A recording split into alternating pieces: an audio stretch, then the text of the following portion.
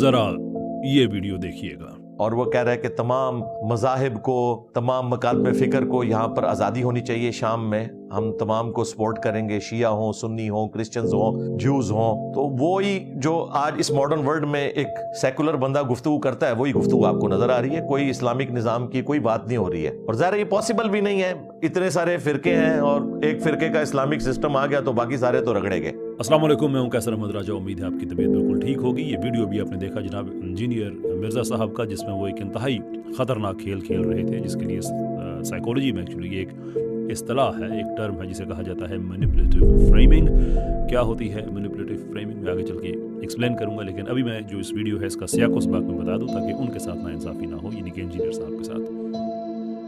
یہ اس ویڈیو کے حصے میں وہ تبصرہ کر رہے تھے شام میں جو ڈیولپمنٹ ہوئی ہے کہ وہاں پہ جو جولانی ہیں، جو بیسکلی جو ریبلز کے لیڈر ہیں، ان کو CNN پہ کوئی انٹرویو وغیرہ ملا، اور اوبیسلی یہ ایک انٹرسٹنگ تبصرہ ہے، اس لیے کہ اس پہ لوگ ڈیوائڈ ہوئے ہیں۔ کچھ لوگ سمجھتے ہیں کہ یہ امریکہ کی ساری سازش ہے، کچھ لوگ یہ سمجھتے ہیں کہ نہیں، یہ ایک بہت بڑا ایک فریڈم کا موقع ہے سیریا کے لوگوں کے لیے۔ تو چلے ٹھیک ہے، اس پہ ہر انسان کا اپنا تبصرہ ہوگا، وہ ایک اور بات ہے، اس پہ کوئی کنسرن نہیں ہے۔ لیکن یہ پورا ماحول بنایا، اور اس ماحول کے بنانے کے بعد جب لوگ پوری طرح سے ریسیپٹیو ہیں، یعنی کہ وہ دھیان لگا کے آپ کی بات سن رہے ہیں، اور وہ ایسی ایموشنل چیزیں ہیں جو آپ کہہ رہے ہیں کہ مثال کے طور پہ امریکہ کو کیا لگے جی، یہ CNN کو کیا لگے کہ کیسے آدمی کو جو کہ اسلام کے لیے کچھ کام کر رہا ہو یا پرو اسلامک کام کر رہا ہو، اس کو CNN پہ وہ موقع دیں وغیرہ وغیرہ۔ ایسی بات ہے جو آپ کسی آدمی سے بھی کہیں تو اس کا جو بھی تبصرہ ہو سیریا والے معاملے پہ، اس معاملے میں کہے گا کہ ہاں واقعی امریکہ کا تو کوئی انٹرسٹ نہیں ہو سکتا۔ تو اس حد تک تو بات جو ہے وہ بڑی ایموشنل ہے، اور لوگ ایموشنلی سنیں گے اس کو۔ اس سے کیا ہوتا ہے، جب آپ کسی چیز کے لیے زیادہ ریسیپٹیو ہوتے ہیں تو جو چالاک باریک وارداتیے ہوتے ہیں، پیپل جن کو سلائٹ آف ہینڈ کا ماسٹر ہوتے ہیں، وہ بڑے سٹل طریقے سے اس وقت آپ کے ذہن میں اپنا ایجنڈا ڈال دیتے ہیں، جو کہ انجینئر صاحب نے یہاں پہ ڈالا۔ یعنی کہ بات ہو رہی ہے شام کی، بات ہو رہی ہے انٹرنیشنل پولیٹکس کی، بہت بڑی مشرق وسطیٰ میں ڈیولپمنٹ ہوئی ہے۔ جب وہ سارا ماحول بن گیا تو اس وقت انہوں نے کہہ دیا کہ دیکھیں جیسے آج کی ماڈرن دنیا میں کوئی سیکولر بات کرتا ہے، اور ہونا بھی ایسے ہی ہے۔ کیوں ایسے ہونا ہے؟ اس لیے ہونا ہے کہ اگر ایک فرقے کا نظام آ جاتا ہے تو باقی فرقے والے کیا کریں گے؟ اب انجینئر صاحب جاہل آدمی نہیں ہے، ویسے میں کہتا ہوں جہل مسلسل وہ ایک اور چیز ہے، اس معاملے میں جاہل آدمی نہیں ہے، کیونکہ ان کی فیلڈ ہے، میں ان کو جاہل کہتا ہوں جب وہ ٹیکنالوجی اور اس طرح کی باتوں پہ چلے جاتے ہیں۔ اس معاملے میں تو ان کو بالکل اچھا پتہ ہے، اس لیے کہ انہوں نے کیریئر اپنا بلڈ کیا ہے اس چیز پہ کہ اسلام کا نظام کیا ہے۔ اسلام کے اندر کسی فرقے کا نظام نہیں ہے۔ مثال کے طور پہ کسی فرقے میں ایسا نہیں ہے کہ آپ نماز 5 پڑھیں گے یا آپ 100 پڑھیں گے یا کیا، ایسی بات نہیں ہے۔ ایٹ دا سیم ٹائم جو حکومت کے معاملات ہیں وہ بھی کسی فرقے کے ساتھ متصل نہیں ہیں۔ ہاں، مسالک کی آپ بات کر سکتے ہیں، تو وہ مسالک کب نہیں تھے؟ کیا خلافت عثمانیہ میں کیا وہاں پہ جو نظام جتنا عرصہ بھی انہوں نے شریعت کا چلایا، اس کے اندر انہوں نے کیا یہ اٹانومی نہیں دی ہوئی تھی؟ اس کے علاوہ اگر آج پاکستان میں مثال کے طور پر پوری طرح سے شریعت آ جاتی ہے تو کیا مسالک کو اٹانومی نہیں ہوگی کہ اپنے مسئلے کے مطابق زندگی گزاریں؟ یہ تو کبھی ایشو ہی نہیں رہا، کیونکہ جو فقہ کے ڈفرینسز ہوتے ہیں یہ تو صحابہ میں بھی تھے۔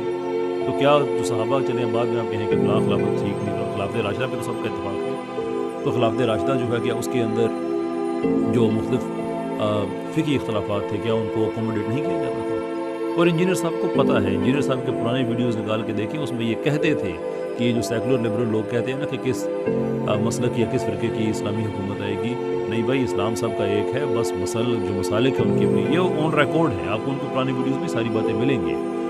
مجھے نہیں پتا کہ اس کے بعد انہوں نے کب اپنی روح کا سودا کیا، کب اپنی سول کو انہوں نے بیچا یا کیا، I don't want to get into that۔ میں پھر بھی چلو اگر حسن زن سے اگر بات بنتی ہے، even though I have zero، RCM اور حسن زن اکٹھی چیزیں نہیں جاتی، لیکن اس پرٹیکولر معاملے میں کہ شاید انہوں نے اپنا ویو، کوئی آدمی کہہ سکتا ہے کہ اس نے چینج کر لیا، تو اس کے لیے کوئی فاؤنڈیشن دیتا ہے نا، کیسے کر لیا، یہ آن ریکارڈ ہے، یہ باتیں کہتے رہے ہیں۔ اور اب جب یہ سیکولرز کے فرنٹ مین بن چکے ہیں تو وہی حرکت، تو ان کا جو طریقہ واردات ہے میں اصل میں وہ سمجھانا چاہتا ہوں۔ میں کہتا ہوں کہ یہ سیکولرز کے فرنٹ مین ہیں اور قادیانیوں کے فرنٹ مین ہیں، اور یہ دونوں معاملات میں ایگزیکٹلی یہی بات کرتے ہیں۔ آپ کو یاد ہوگا جب ان سے سوال کیا گیا تھا کہ کیا اہل کتاب کا ذبیحہ حلال ہے، تو انہوں نے وہ مضمون باندھا اور اس کے بعد انہوں نے ایڈ کر دیا پھر قادیانیوں کا بھی ہوگا۔ کس وقت؟ जब लोग ज़्यादा रिसेप्टिव हैं कि इस सवाल का क्या जवाब दें। बिल्कुल वही हरकत यहाँ पे की। जब लोग ज़्यादा रिसेप्टिव हैं, लोग ज़्यादा सुनने के लिए आमादा हैं कि हम ये क्या कह रहे हैं, कि लोगों उनके दिल की बात हो रही है, तो उन्होंने ऐन उस वक्त एजेंडा भी कर दिया जो सेकुलरिज्म की जो ये फंडिंग है वो उन्होंने। अच्छा, जो मैनिपुलेटिव फ्रेमिंग है इसके कई मराहिल होते हैं।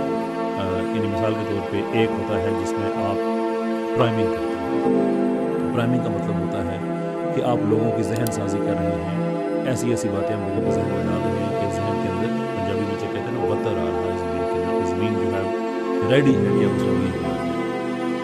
वो कैसे आप करते हैं?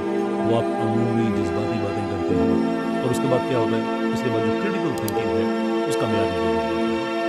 लोग ज़्यादा इमोशनली अटैच हो जाते हैं और जिन चीज़ों से आप ज़्यादा इमोशनली अटैच होते हैं वो आपको याद भी नहीं रहती।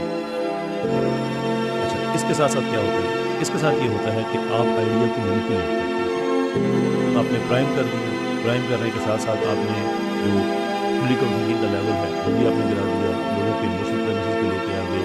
अब जब दुनिया तैयार है तो उस वक्त आपने अपना जो एजेंडा है वो बीच के आपने सेट कर दिया। मजबूरी तौर पे जो मैनिपुलेटिव फ्रेमिंग है उस तरह से काम करते हैं कि आपने लोगों की क्रिटिकल थिंकिंग को जज्बात से चेंज करके उसके बाद अपने एजेंडा को बड़ी खतरनाक चीज़ है। नाउ कोई आदमी कह सकता है कि यार शायद इंजीनियर साहब को अपनी ज़्यादा करंट मिली है, उनको तो शायद इन बातों को पता ही ना हो जो मैं कह रहा हूँ, ये तो नफ्सियात की बात है। मे भी ये हो सकता है कि शायद उनको ये टर्म्स ना पता हों, ये हो सकता है कि शायद ये इस्तिलाहात उनके लिए नहीं हों, पॉसिबल है इसलिए कि नफ्सियात उनका मज़मून नहीं है, फाइन। लेकिन ये मैं मानने को तैयार नहीं हूँ कि एक आदमी इतने अरसे से एक ही पैटर्न पे काम कर रहा हो। जब कादियानियों वाली बात है तो वहाँ पे भी यही टेक्निक, सेकुलरिज्म को फैलाने की बात है तो भी यही टेक्निक, और वो ख़ुद को इस्लामिक स्कॉलर कहता हो, इस्लामिक स्कॉलर कहता हो और सेकुलरिज्म के लिए काम कर रहा हो, तो रैंड कॉरपोरेशन वाले फिर गलत तो नहीं थे कि उनको ऐसे ही मुसलमान चाहिए, ऐसे ही मुसलमानों को उन्होंने सपोर्ट करना है। लेकिन हमने क्या करना है? हमने टेक्निक सीखनी है।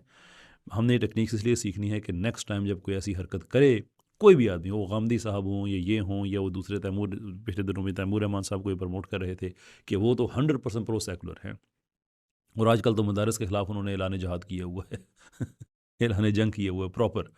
तो कहने का मतलब ये है कि ये लोग तो अपना काम करते रहेंगे। हमारा काम यह है कि अपने बच्चों को ये टेक्निक सिखाएं, उनको बताएं कि जब कोई आदमी ऐसी हरकत कर रहा हो तो आपके रेडार पे फिल फॉर ये चीज़ अपेयर हो जाए कि आ गए अपनी सस्ती बारीक वारदात पे, सस्ती हरकत बारीक वारदात, क्योंकि ये बंद नहीं बांधेंगे जब हम, हमारे लिए बड़ी दिक्कत होगी। So for that reason it's very very important कि हम इन चीज़ों को समझें और अपने बच्चों को भी समझाएं। बहुत बहुत शुक्रिया आपका। अस्सलाम वालेकुम।